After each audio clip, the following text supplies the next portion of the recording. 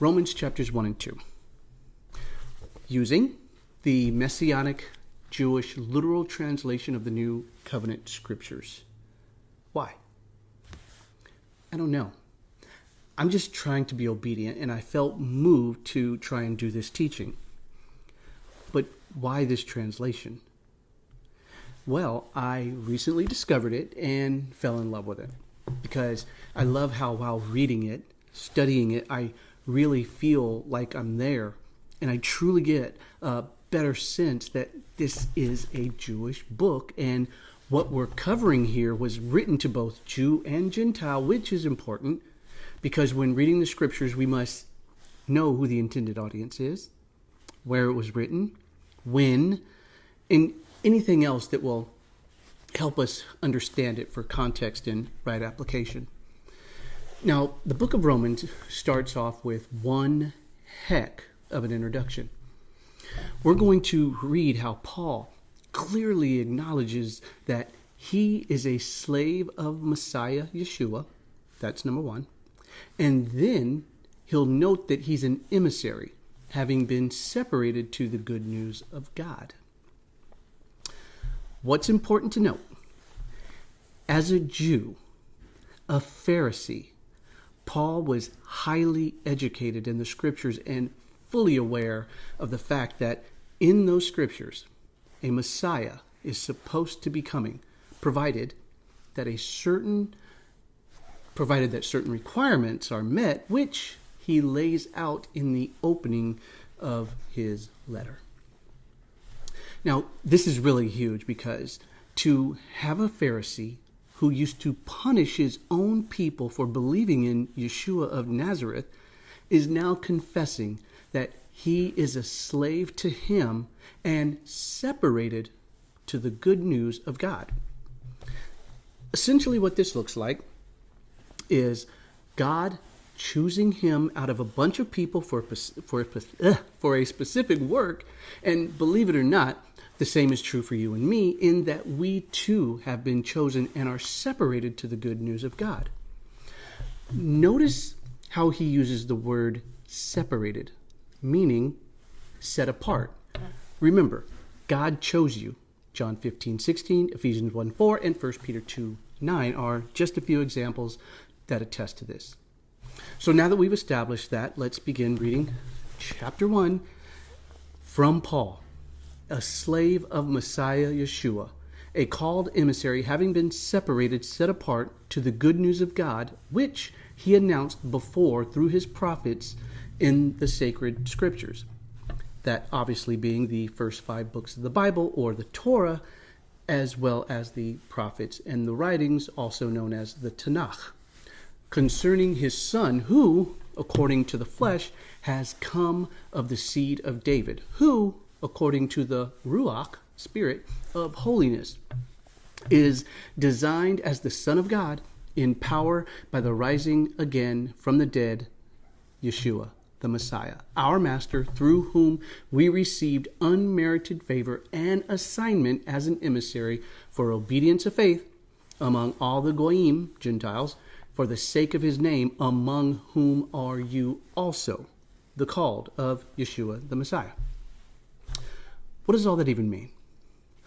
Paul, again, knows that the Messiah is coming, and after examining not only the life, but the lineage of Yeshua, he concludes that this is the same person announced through the prophets in the sacred scriptures. Listen to what he says in verse 8. I thank my God through the Messiah, Yeshua. But did you catch that? Try to put yourself there as a first century Jew who is well aware of the fact that the Messiah will come. Everybody knew it, and we're expecting it to happen, and then it does. Verses 20 through 25, Paul is looking out over the landscape of his time, and he sees how mankind has claimed to be wise, had not glorified God or given him thanks. They changed the glory of the immortal God into the likeness of an image of mortal things, which was evident by the pervasiveness all around him. And because of this willful ignorance of the truth, God gave them up in the lust of their hearts to uncleanness, to degrade their bodies among themselves, which is no different than what we are seeing today. When you change the truth of God into a falsehood and honor and serve the created thing instead of the creator, the end result is clear. Things get weirder and stranger because the flesh cannot be satisfied and therefore must create new ways of satisfaction that become more extreme and outrageous to the point where what was once considered abhorrent 10, 15, even 20 years ago is now tame, subtle, and acceptable. Now that he has set the stage, he starts chapter 2 with a therefore. Therefore what? Therefore, in light of everything I just said, you are inexcusable, O man, every one of you who is judging the other. In other words, how dare you judge someone when you are guilty of doing the same thing? Now, Paul is writing this letter to Jewish believers in Messiah and Gentile converts from paganism while in Corinth around the year AD 57. He's trying to unify the body of believers, even saying as much in verses 11 through 16 with, indeed, there is no acceptance of faces with God, for as many as have sinned without having Torah also will be destroyed without being judged by Torah, and as many have sinned in Torah will be judged through Torah. For it is not the hearers of Torah who are righteous before God, but the doers of Torah who will be declared righteous. For whom Goyim, Gentiles, who do not have the Torah, naturally do the righteous things of the Torah, these Goyim, Gentiles, though not having the Torah, are a Torah to themselves. These who show the action of the Torah, written in their hearts with their conscience also being witness with them, and their thoughts being between one another, either accusing or else defending them in the day when, according to my good news, God judges the secrets of men through Messiah Yeshua. So what is he saying? He's clearly directing this to the Jewish believers who are trying to stand on Torah as if it's something to be proud of, while they're standing in judgment of Gentile believers who are new to the faith. Going as far as to say in verses 23 and 24, you who boast in the Torah, do you dishonor God through the sidestepping of the Torah? For because of you, the name of God is spoken of as evil among the Goyim, Gentiles. I have a question. Are you the reason why people want nothing to do with God? Listen to how Paul closes chapter 2. For circumcision indeed benefits you if you practice Torah. But if you are a sidestepper of Torah, your circumcision has become uncircumcision. In other words, don't be a hypocrite.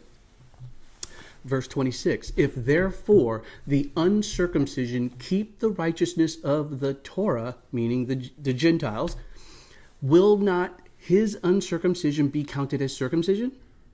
That's a rhetorical question. Verse 26, and the uncircumcision naturally fulfilling the Torah will judge you who, though the letter of the written Torah and circumcision are a sidestepper of Torah. Verse 28, for one is not Yehudi, Jewish, who is only so outwardly, neither is circumcision that which is only outward in the flesh, meaning there's two kinds. Verse 29, but one is Yehudi, Jewish, whose circumcision is also of the heart, in the Ruach, spirit, not only in letter, for which the praise is not of men, but of God. Paul is making it clear, or at least it should be clear to his audience, that Torah observance and 8 days circumcision doesn't matter if you are a sidestepper of the very thing you say benefits you. In fact, a Gentile believer who doesn't know Torah yet practices Torah will be considered more righteous because of the circumcision of their heart that causes them to obey Torah. So what's the takeaway? Don't be a hypocrite. Have your heart circumcised and follow God above all else. Because Torah can't save you. Your circumcision can't save you. Your heritage can't save you. Only Yeshua the Messiah can, which means it's got nothing to do with you. To God be the glory. Amen.